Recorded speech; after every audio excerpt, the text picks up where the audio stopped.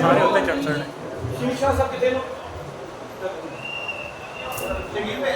ਠੀਕ ਆ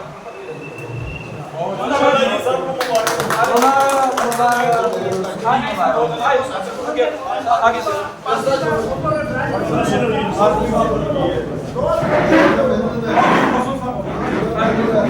ਅੱਗੇ ਲੈ ਜਾਓ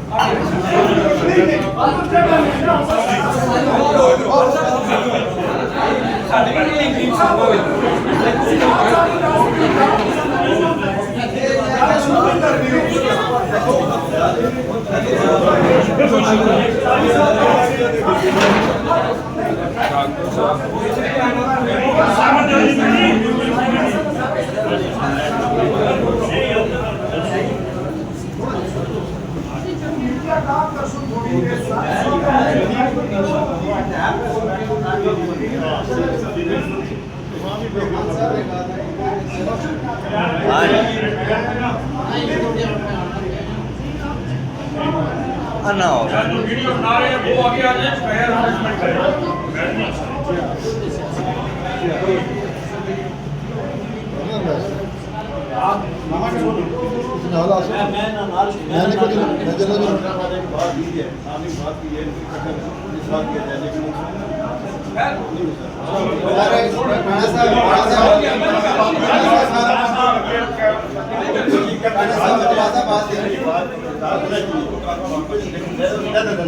छोड़ दो गाली नहीं कर रही